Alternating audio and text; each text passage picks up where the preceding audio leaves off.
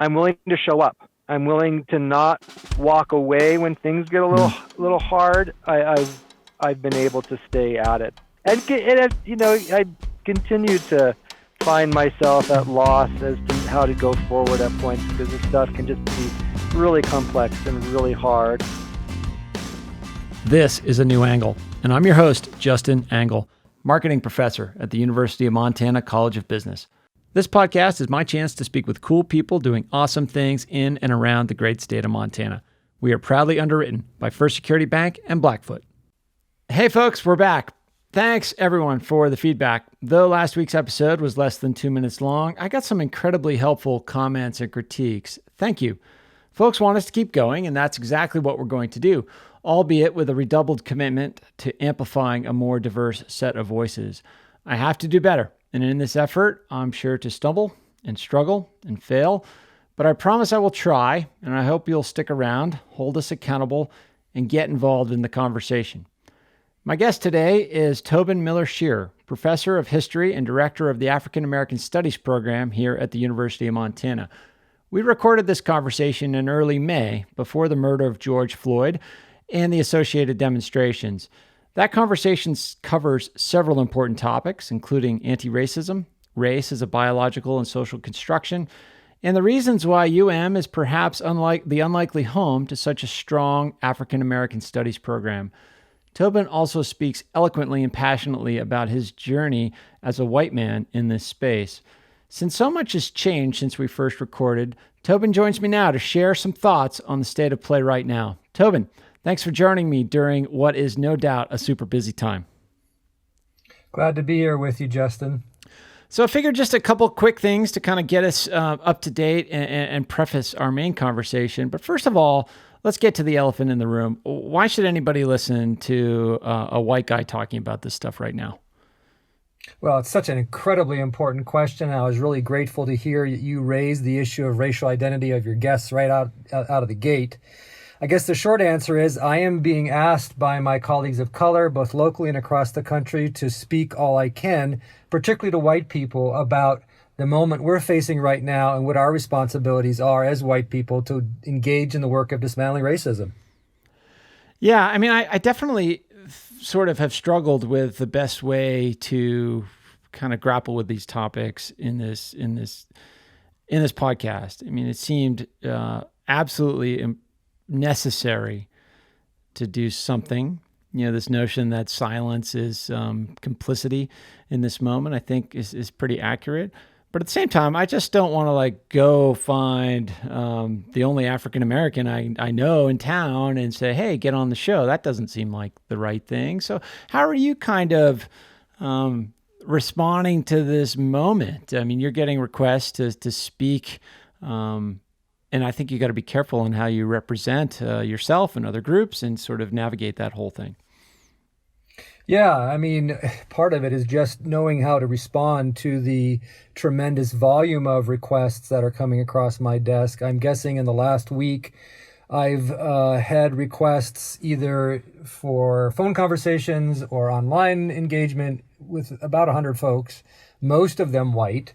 And I've begun to notice a number of things that I've checked out with my colleagues of color and seems to be consistent about what many of us are noticing along this sort of, not only in this moment, but in the broader history of when these kind of things have happened. And maybe I'll just note a couple of them. I mean, one of the things that my colleague Murray Pierce has pointed out to me that I have also noticed over time in this country, we as white people just don't really take seriously the task of talking about and addressing racism unless violence has been associated with it. And that's troubling to me, but I know that it's been consistent across time and is recurring again.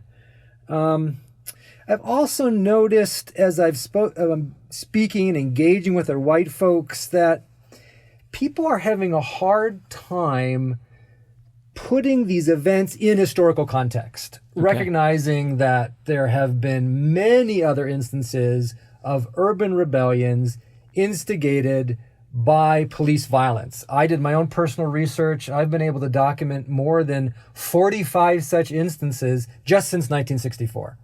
And it's not accidental that we see that correlation. We just haven't found a way as a nation yet to get to the root causes of that police violence directed towards communities of color.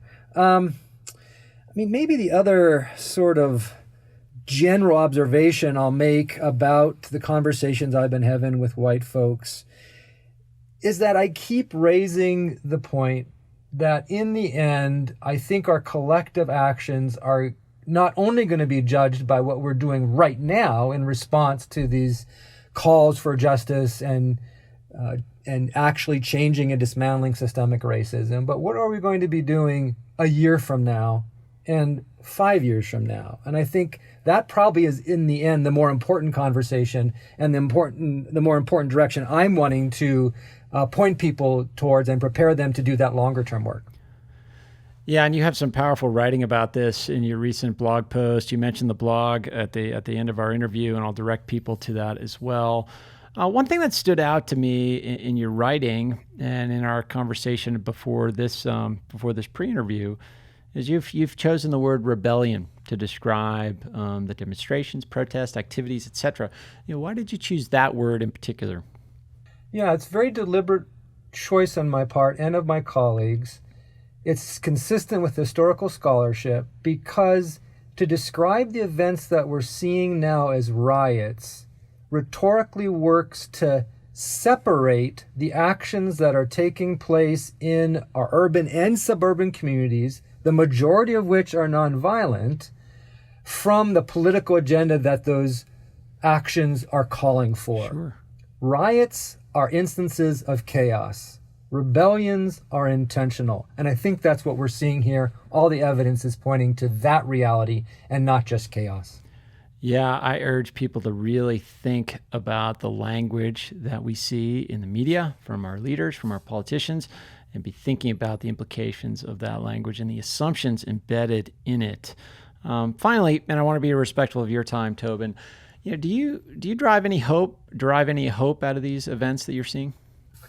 Oh, I vacillate on a daily basis, from being brought to tears by the messages that my students are sending me of what they are doing on the streets, what they're doing in their workplaces, what they're doing in conversations with family, to feeling just overwhelmed by the raw hurt and pain of the present moment and the long history that it represents.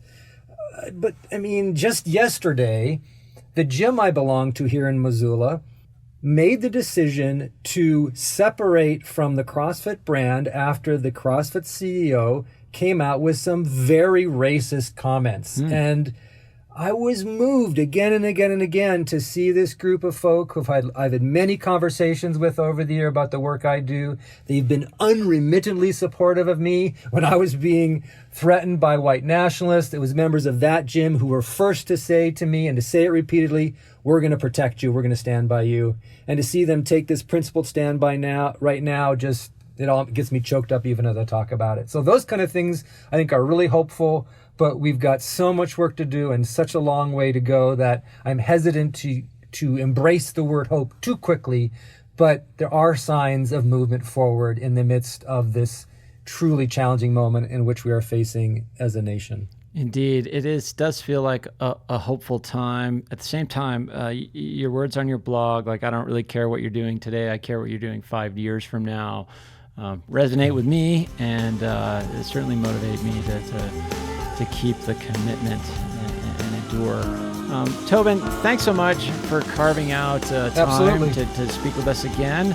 And now I bring you our full interview. Okay, so today we have Professor Tobin Miller Shearer. Tobin, thanks for coming on the podcast. Very happy to be here, Justin. It took us a while to pull this one off. I've sort of been stringing you along. For some reason, this particular conversation just had to get rescheduled several times, and that is entirely my fault. So I appreciate your patience, and I'm really excited to have this conversation with you today. Thanks for doing it. Well, the anticipation made the wait all the more worthwhile. Well, we'll see. That is yet to be seen or heard, I suppose. So anyway, before we get into it, how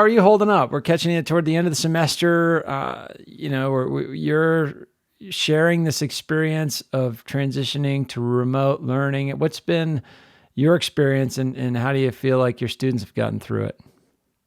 Well, I'm on a particularly high point right now, having just in the last 3 days walked with two of my master's students through their successful defense of their thesis, and they both did just wonderfully, despite all the realities that we're dealing here with the COVID-19 pandemic. So that's been really fun. And then I also just got through grading a set of 20-page research papers for the third time through, which I regularly do in my writing classes. And again, the students totally rose to the challenge, many of them having to deal with very challenging life situations, but just did wonderfully. So, I mean, obviously the day-to-day experience varies emotionally, et cetera, but I've just been so enthused and impressed by the resilience of my students in responding to the situation and staying up with their schoolwork. That's no small thing. Awesome. That is so good to hear.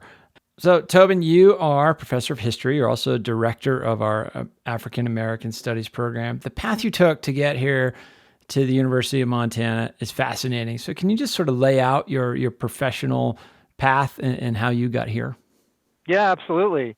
So, my partner and I met and were married at Eastern Mennonite College in Harrisonburg, Virginia, where I was also born. I didn't grow up there, but my dad was a student there when I was born back in 1965. And after did you grow up in the Mennonite tradition? Absolutely, yeah. So my parents are both from the Mennonite community. My wife and her family and her parents are both from the Mennonite community. So we are generationally, we go right back to the beginning of the Anabaptist movement in the early 16th century. Wow. But at any rate, we met and were married in Harrisonburg, Virginia, and immediately after graduation, we went to New Orleans, where we served with the Mennonite Central Committee, which is a relief and development organization of the Mennonite family of churches, and did some nonprofit work there. My work was sort of split between editing a Peace and Justice newsletter at Loyola University and administering the overall work of it varied between 9 and as many as 14 volunteers who came to the city to work for 2-year terms. And part of that started off with a pretty major crisis in my own life of coming to terms with my racism and basically not being able at that point to work with a black man as my boss, which sent me down a path of introspection and writing and trying to figure out how this had happened. That eventually led, after our 6 years in New Orleans, to being invited by the national headquarters to start a anti-racism program that I then did in collaboration with my colleague Regina Shan-Stolz, who's an African-American woman. And we co-founded a group called Damascus Road, which was an anti-racism collective that worked within the Mennonite family of churches and some other denominational offices, universities, colleges, congregations, et cetera, et cetera. So did that for about 15 years and discovered at the end of that time that I really liked the opportunities I had to talk in college classes is when we would be doing consulting on university and college campuses. And he said, I'm going to try to do this mid-career shift. At that point, I was in my late 30s.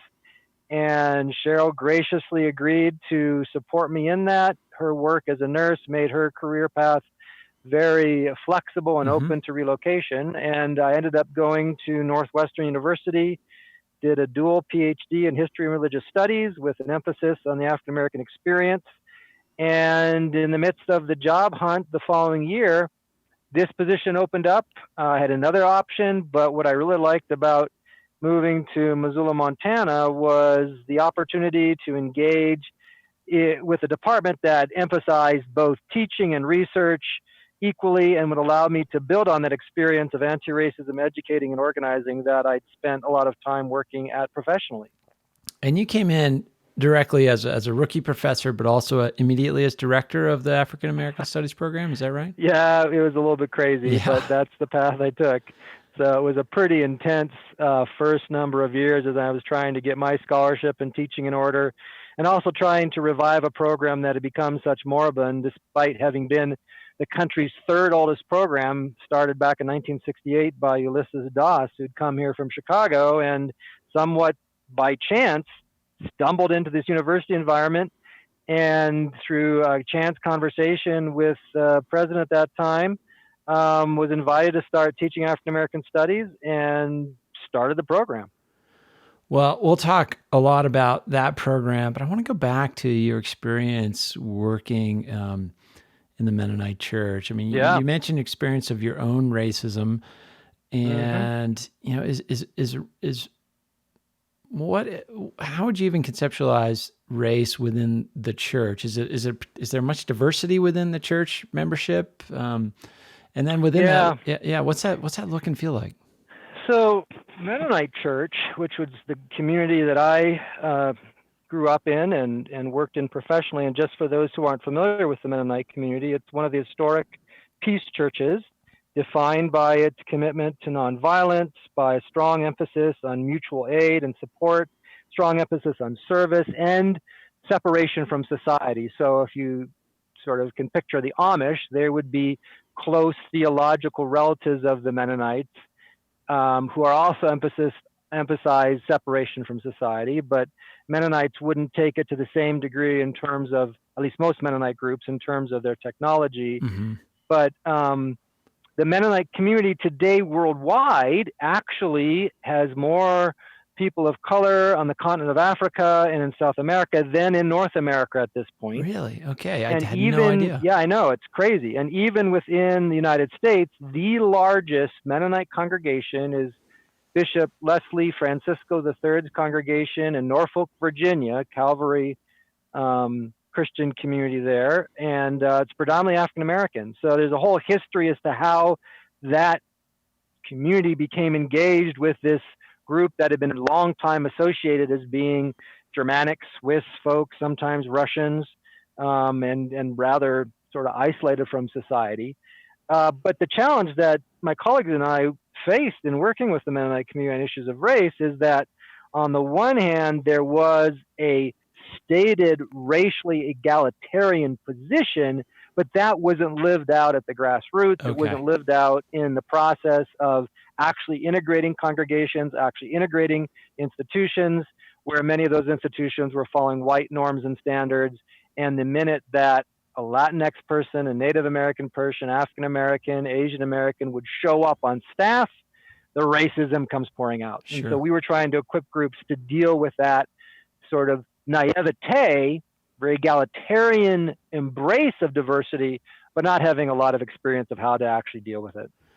Yeah, and so developing this anti-racism programming. I mean, first of all, let's sort of define the concept of anti-racism, and then from there, how do you develop a program to cultivate that concept? Yeah, absolutely. So I remember the time that my colleague Regina Shannon-Stoltzfus and I wrote an article for the Mennonite Church National Press about why we chose the term anti-racism, because we were getting a lot of pushback by people who said that's just so negative. And the argument we made is that the idea of racism is itself such a powerful, systemic, institutionally ingrained force in U.S. society and the institutions that constitute it, that any effort to dismantle it is inherently positive. So the anti-racism sort of rubric is applied to, in most instances, Ibram X. Kendi has, I think, done a great job in popularizing that more of late, but that where one is actively working to dismantle the systems of racism in society.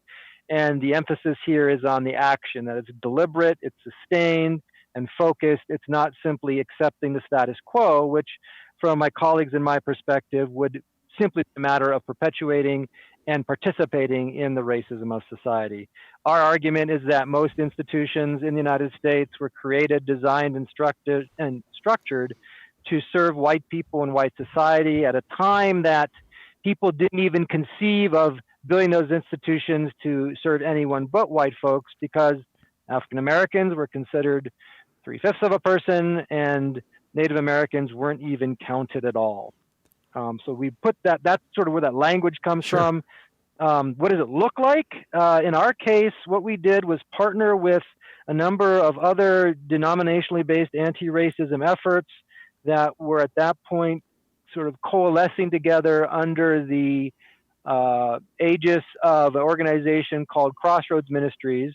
And they brought a model to the table that would equip internal teams made up of a wide variety of levels of the institution, so CEOs down to entry-level staff people, and put in place a year-long process that envisioned a training and organizing component so that the team itself would be trained to do anti-racism workshops in the context of their own institution, but they also put in place 5, 10, and 20-year plans to dismantle the racism of that institution. And we're excited to say that many of those institutions we worked back in the mid-90s through the 2000s are now bearing the fruits of those efforts. The Mennonite Church denomination, Mennonite Church USA, is now led by Glenn Guyton, an African-American man who participated in our Damascus Road process. Iris Dalian Hartshorn is one of his most important staff people, Latinx women, also, of course, white folks on their staff, but that's been a transformative process.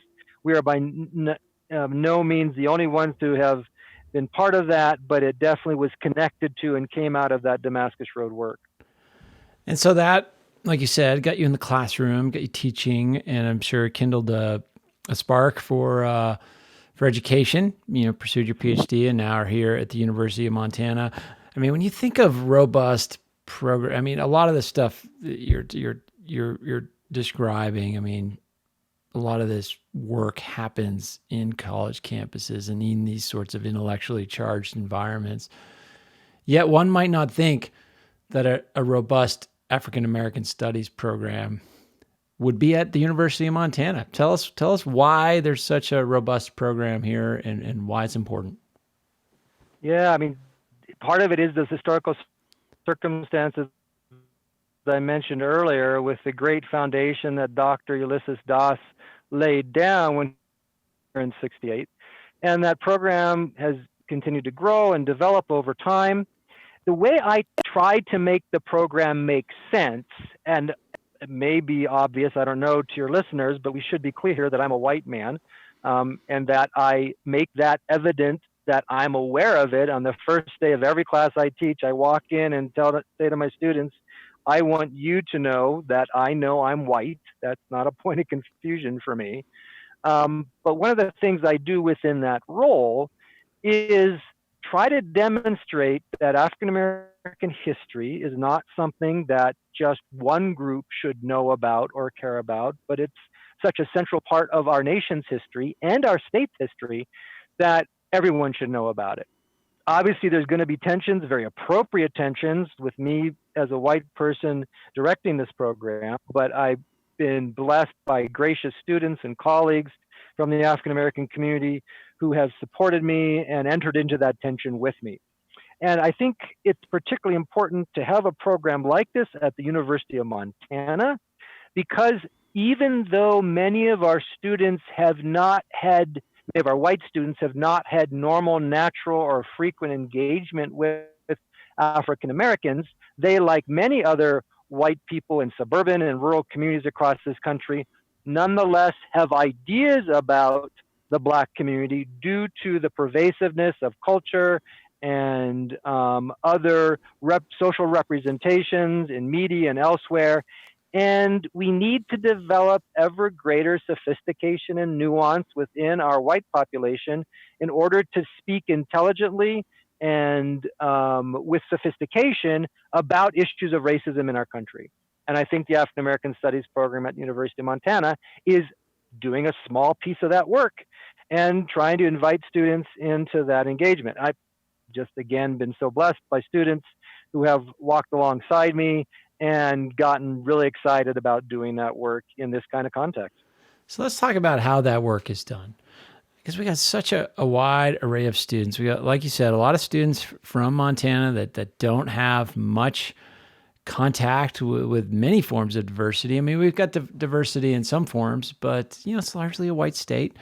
We've got a robust Native American population as well, but outside of that, diversity is kind of small. So you got a lot of kids coming in with not a lot of experience. How do they kind of get interested and appreciative of this topic and these values that you're working on? Well, I think you're exactly right. Well, we are not, as of the last available census data, we are not the whitest state in the union. That's Vermont, but we are the least black state in the union. But nonetheless, there has been a historic core of African American students who've come to the University of Montana for a variety of reasons. We have a very robust and active Black student union that my colleague Murray Pierce gives very capable leadership to. He and I are in close contact and collaboration about the African American Studies program as an academic initiative, the Black Study Union as a Black student union rather, as a place to support, enhance, and encourage African American leadership that he gives guidance to. But the diversity question is two things. On the one hand, we have to recognize the diversity that is present within our communities, celebrate that and lift it up. On the other hand, in the classroom, I simply go about asking my students to engage with integrity, focus, and creativity with the history, the literature, the music, the art forms, and the rich traditions that have emerged from that African American experience. And in the midst of that immersion, engagement, and intellectual discussion of those traditions, students get engaged, they get excited, they recognize that there's something that they can learn by listening to and sitting on the feet of that experience, of that body of knowledge. And it's such a privilege to be in those classroom environments and see those light bulbs going off all the time. So how is that kind of, and Tobin, I have to say, you're going to have to help me through this conversation in some ways, because I read and I think about this stuff as frequently as I can, but I also feel like I stumble through talking about it in certain ways. And sometimes that discomfort prevents me from engaging. And so, help me out here. But my question is, how do you, in the curriculum and in your thinking and communicating with students, how do you kind of talk about differences between cultures, between races, and then how do you talk about equality in those, because there's this debate, that you read certain debates about, whatever attribute is a social construction versus a biological construction, and all these differences in how categories are constructed. And a lot of times it's arbitrary. Yeah. Walk me through some of that thinking. Yeah, absolutely.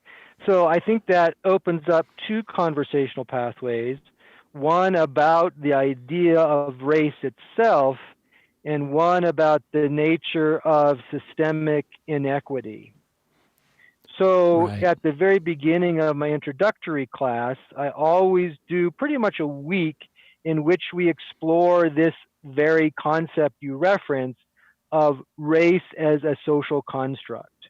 And I go through the whole history of that, how it was put in place, the United States' sort of unique role in that development over time.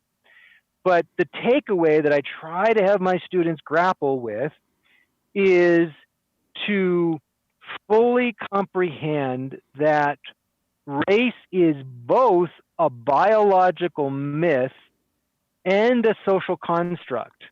And we have to hold those two into tension, because if we say, oh, race is a biological construct, it's all made up, it's human introduced, we could then suggest that the solution to the problem of racism is simply to be colorblind. But we know that doesn't work. Right. To ignore difference is to perpetuate the status quo. So that we have to recognize that this thing called race and all its various permutations is a social reality that does two things really well. First off, it does a great job of providing access to power and privilege, and it does a great job of maintaining people in oppressed communities over time. And in our context, that then means that it does a great job of providing people who have come to be called white with access to power and privilege based on our skin tone, not because we're bad or because we have any particular racist will in our hearts, but because that's the way the systems are designed to act. And we're seeing that right now in the COVID-19 crisis with the disproportionate impact of that pandemic on African American, Native American communities in particular. And that has all to do about access to healthcare, about the ability of communities to social isolate because of the realities of our realty practices. All those institutional manifestations show up in this kind of horrific setting that we're in.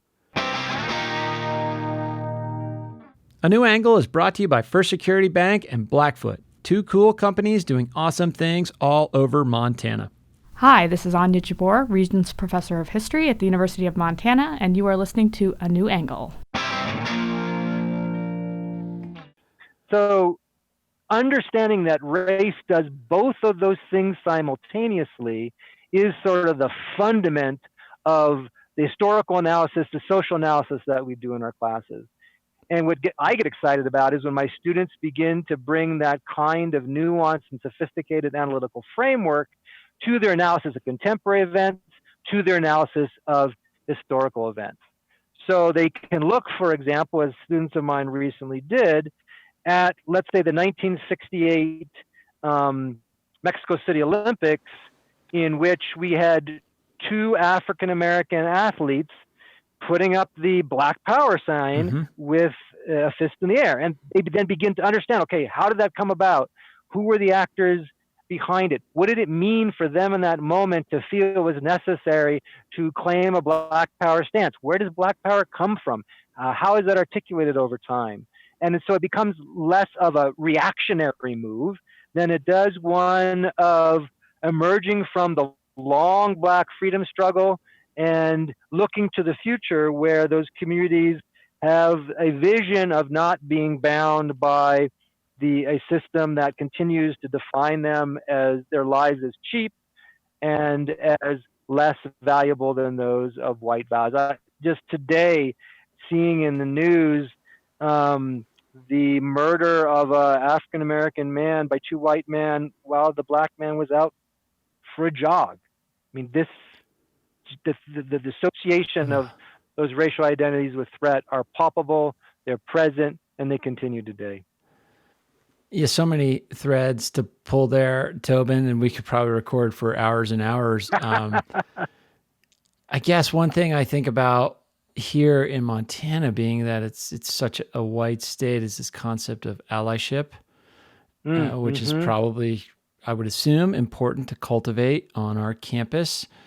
And you know, you had a blog post articulating some of your principles of allyship. Can you talk us through some of those, particularly, and maybe start by defining the concept of allyship, what it means to you?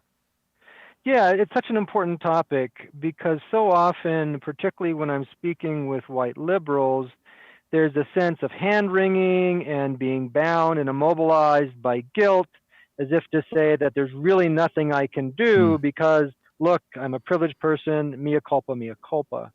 And what I've heard over the years from my African-American colleagues in particular is that kind of hand-wringing really doesn't do anyone any good. But are there ways in which white people can act as allies to walk alongside, in this instance, the Black freedom struggle, and to recognize that our work with that struggle is not about helping out another community. It's ultimately, I'm convinced, a way in which we can achieve some of our own liberation. And there's much more I could talk about why I phrase it that way, but to get to the sort of nitty-gritty of how we engage with effective allyship, I mean, it's some basic principles we've known for a long time, that we do our own education, we listen carefully to people of color around us, we develop long-term relationships of trust across those racial lines. I've referred to my colleague Regina Shan-Stoltzfus several times. She and I are still in touch with each other. I've other African-American colleagues that I listen to very carefully and in relationship with, because I recognize that I also need to be constantly learning and working in more positive and effective ways to address the racism that I encounter. So that posture of being a learner, of being willing to take risks in appropriate settings, and being long-term relationships, all I think are pretty basic but pretty key examples of the kind of ways in which we as white people can act as effective allies alongside people of color. And there's some great organizations out there showing up for racial justice. Surge, SURJ does this sort of their thing. They work at that on an activist level. The Robin DiAngelo's work on white fragility, I think, is really helpful in having white people understand some of the psychological elements and social elements in engaging in this work. Great stuff out there.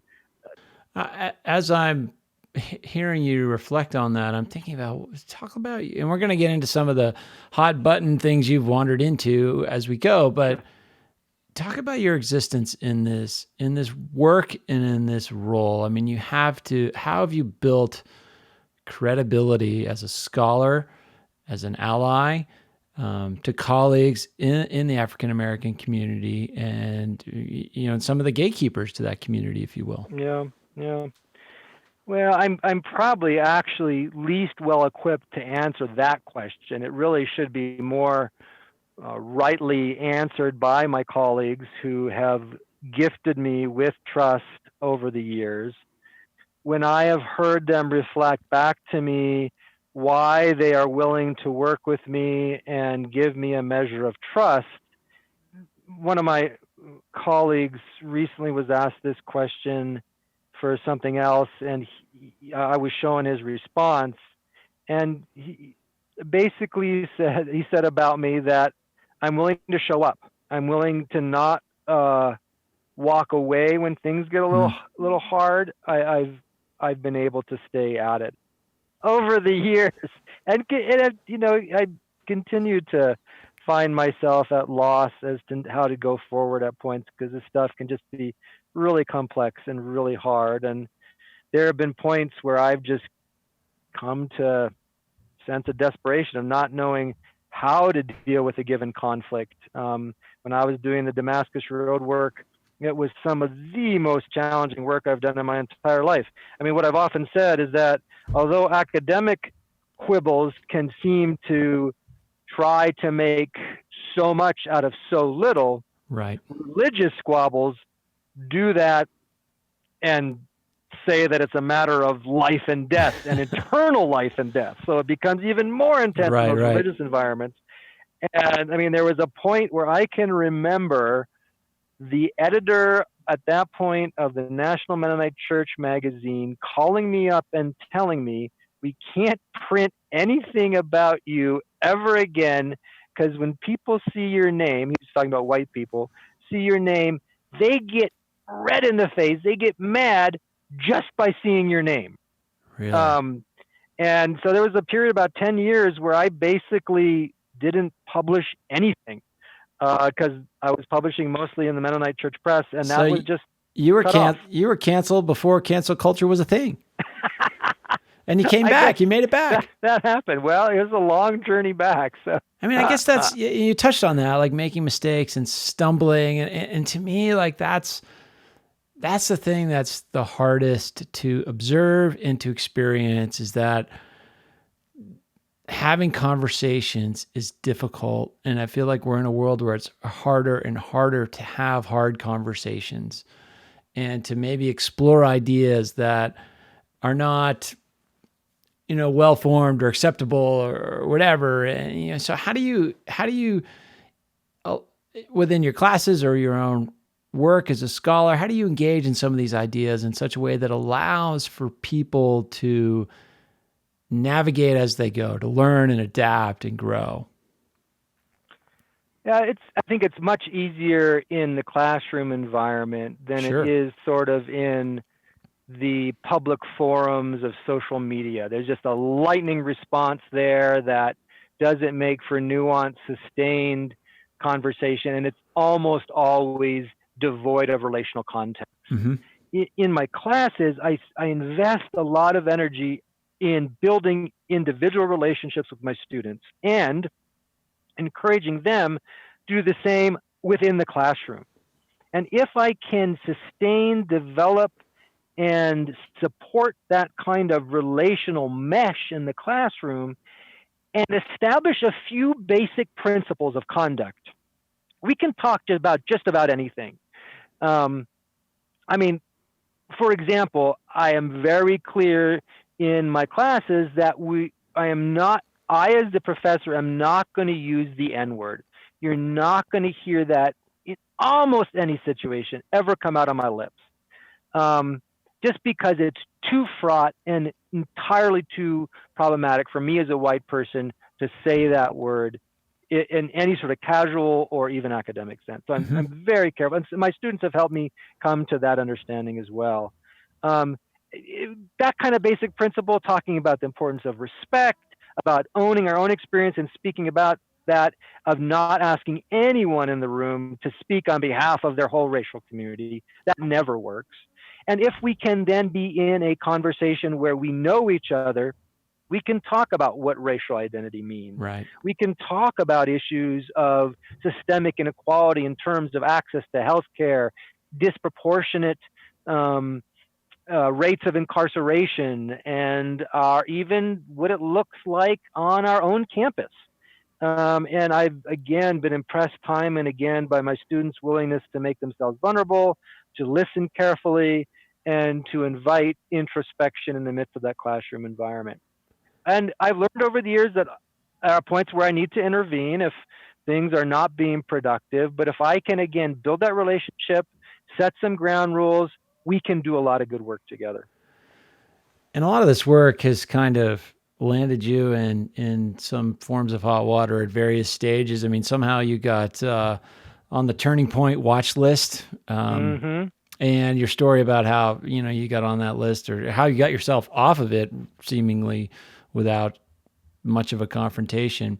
Talk about that experience, because just being on this list triggers all these outcomes that are super problematic.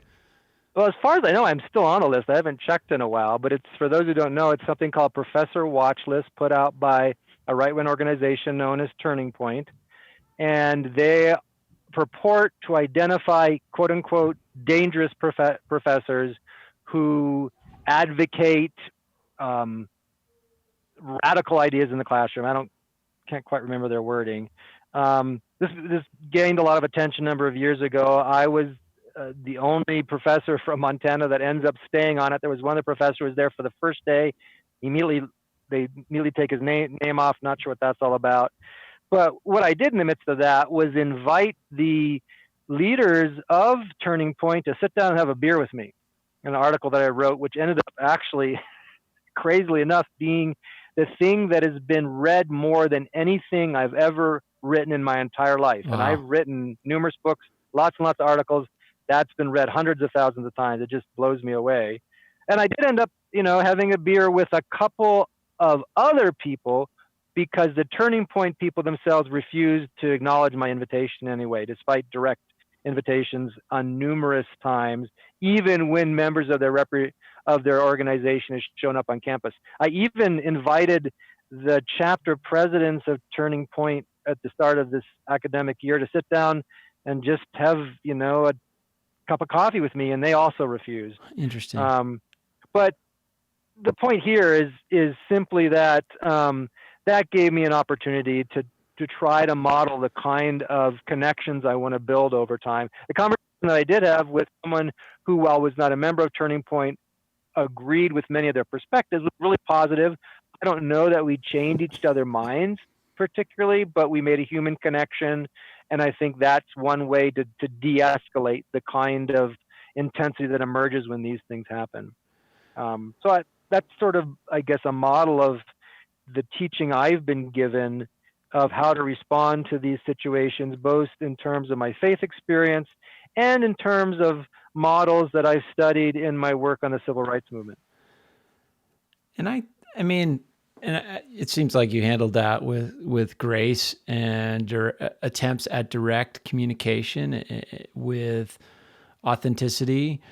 But an experience like that, I mean, it also triggers a lot of things like death threats and serious sort of challenges to your work. How do you navigate that? I mean, you're wading in controversial territory. Does that just come with the territory, or how do you kind of keep your motivation to keep pressing?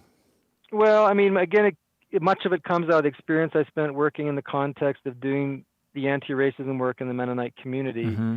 That was incredibly intense, but the expression that we would use in our collective was that the thirstier we become, the deeper the wells grow. And that was just sort of captured this sense of the resilience and fortitude that emerges when people are working together. So even though I've at points been a lightning rod for the far right, also for those who are very committed to anti-racism more recently, and we can get into that controversy if you want. But it's always, for me, been done in the context of community. I mean, every time that I've been sort of found myself in a position where I've got a lot of negative energy directed at my way, there have always been a community of people who have been working alongside me, with me, mentoring me, supporting me, and I in turn them, that I've been able to turn to and get wonderful support from. Everything from a supper club that we meet with every week to share a meal. Right now we're doing that virtually, but we've done that for more than 10 years, to the broader network I referred to earlier, that the people I can call on, and I know that they'll speak honestly to me, but that they'll also support me. So it's not so much about me as it is about that collective that I've been privileged to be a part of and continue to be a part of over time. That's what allows me to continue in work that is inherently demanding. Indeed, the support of the community. One of the things, I mean, you've engaged in our community in so many different ways. I think we probably should briefly touch on the controversy with this essay contest earlier in the year. Right. I mean, it seemed to me, as this outsider trying to make sense of it, like no good deed goes unpunished. But tell us about that episode, what happened, and how you got through it. Of all the experiences I've had working in the broad field of anti-racism, this was the most personally challenging of any of them by far. The basic context was I was asked to head up a Martin Luther King Jr. Day celebration committee because our academic calendar had shifted, so we were now in session over the MLK Day. And the committee worked very closely with the local MLK committee in the community that's done a great celebration, continues to offer a great celebration every year. Our main goal was to channel our students to be a part of that. And that's all we did the first year. The second year, which was 2020's iteration, we also wanted to have something on campus. So we did two major initiatives. One was to invite a recent graduate of the African American Studies program, Michelle Cox, who now works for excellent organization. Give a shout out to the Montana Racial Equity Project. Just a wonderful organization under the leadership of Judith Hellman, who I've learned so much from. But we brought Michelle in to give a keynote address, did a wonderful job, challenging, direct, focused, so proud of her. But we also sponsored an essay contest in which we were asking the entire university community, from administrators through to students, to reflect on the legacy of King and what that meant for them at the University of Montana. We didn't want it to be a exercise in which people were sort of once again returning to celebrating King by just going out and painting a fence, because King was never about just painting fences. He was about changing the status quo. And we were wanting to invite the entire campus community to engage in that, because we had heard from African American members in the BSU and throughout the campus community, including those who were on the committee, that it shouldn't just be black people will have to do that work. White people got to step up and also be engaged in the work of dismantling racism. Right. Well, evidently, we didn't do as good a job as we could have in articulating that vision, describing it to the campus community, or inviting students to participate. We had a very small number of applicants. Much to my disappointment, we had no essays submitted from any professors or administrators because we had separate categories. And in fact, the Black Student Union was very excited about the fact that they were going to be the ones that would judge the essays from their professors and the administrators. That was going to be done solely by that group, but we didn't receive any. Nonetheless, integrated community receives a limited number of essays, and we decided to go ahead and award what we thought were the top 4 essays. It turns out that those top 4 essays were all written by white women, and we had them present after Michelle Cox gave her talk. But in the subsequent publicity about the event, it took off on social media. Yeah. And really touched a raw nerve, which I totally get. It was a sense that, look, this day is set aside to celebrate MLK. Here's this predominantly white university celebrating these 4 white women. There are no people of color present. And part of the dynamic was simply that Michelle Cox, who's African-American woman, had been the centerpiece of the whole thing, was just not included in that piece of publicity that went out. She was included in publicity, but not the one that took off and went viral. Sure. So at any rate, I stepped in after talking with our communications people and said, please send people in my direction so I can talk with them. Because it was clear to me that I had a lot of experience of dealing with these kind of controversies, that I could be part of that conversation.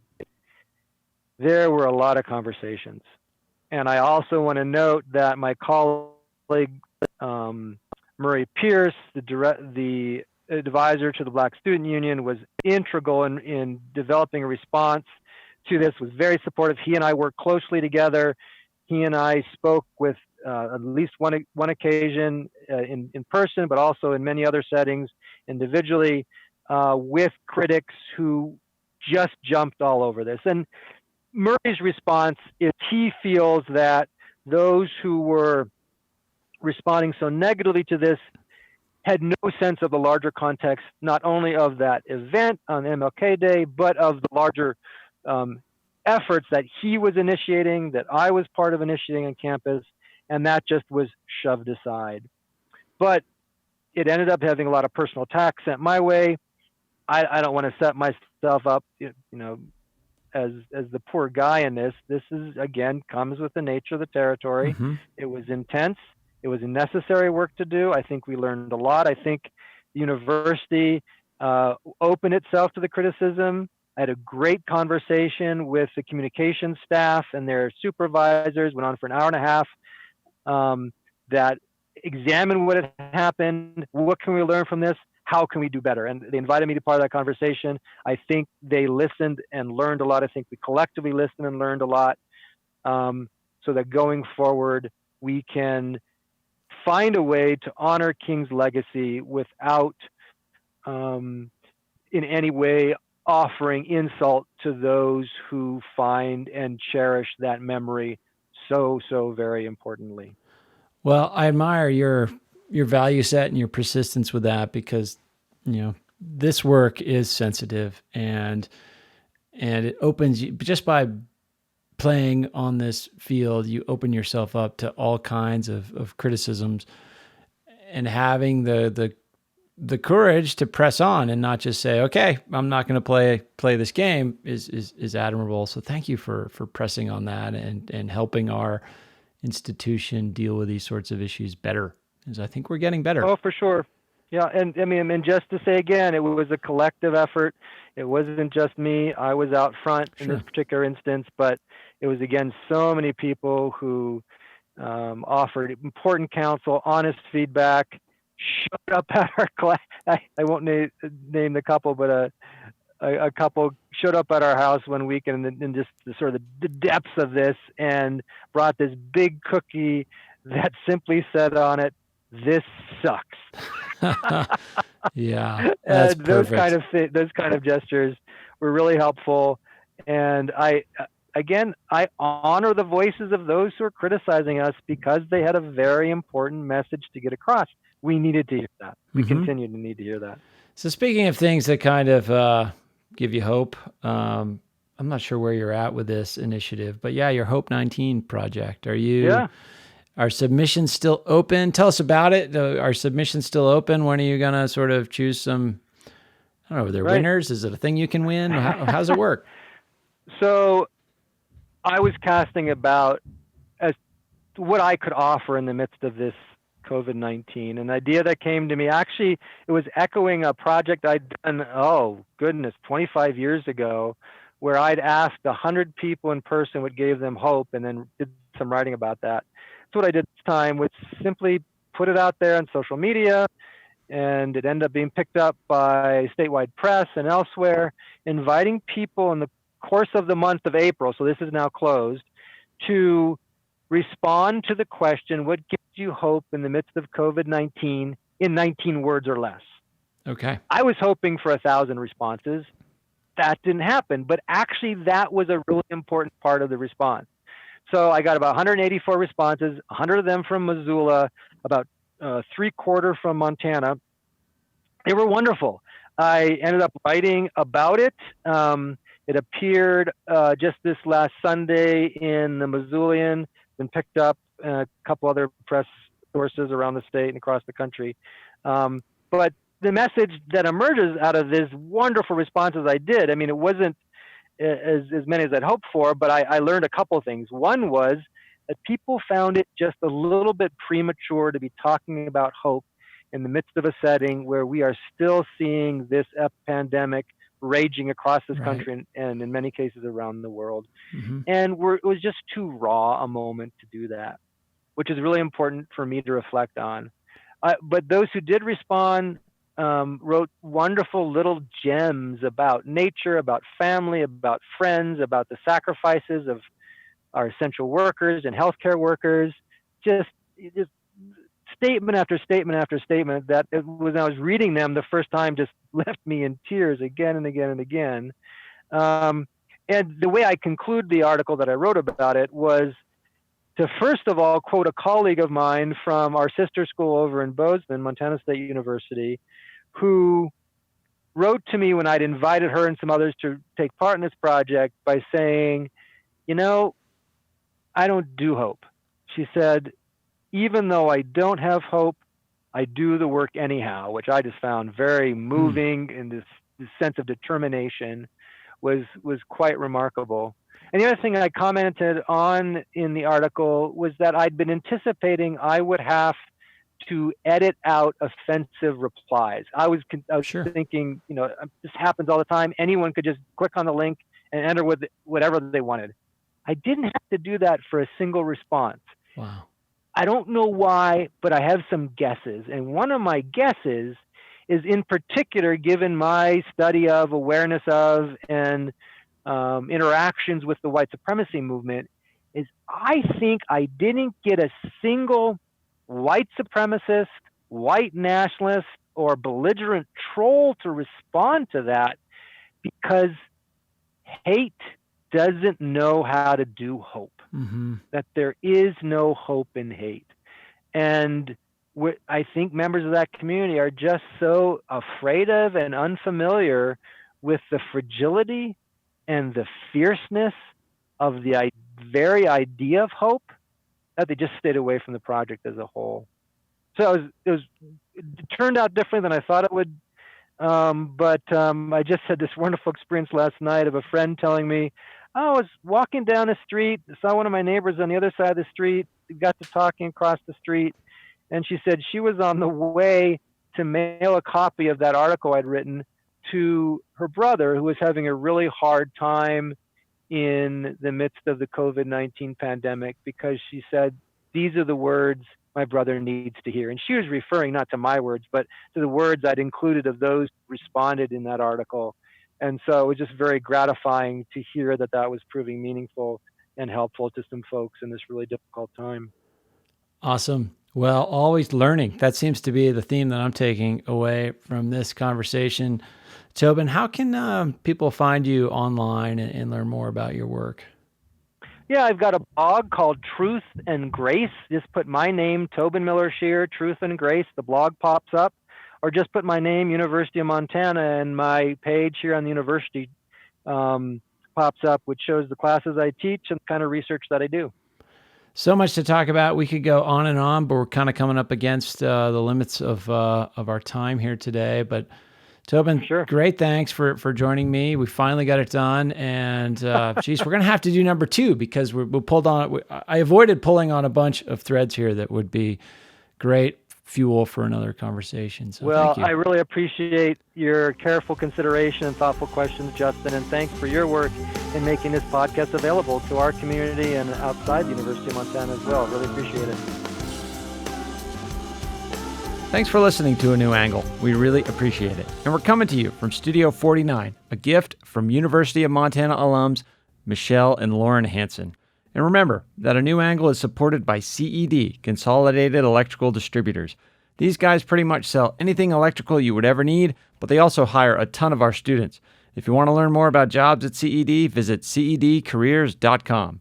Before we go, I want to thank some important peeps. Our awesome interns, Aspen Runkle and Max Gibson. Jeff Ament, John Wicks, and VTO for the tunes. And finally, props to Jeff Meese, our master of all things sound. Finally, if you have any questions, suggestions, comments, insults, whatever, please email me at anewangle@umontana.edu. Help us spread the word, and be sure to use the hashtag #anewangle when you do. Thanks a lot, and see you next time.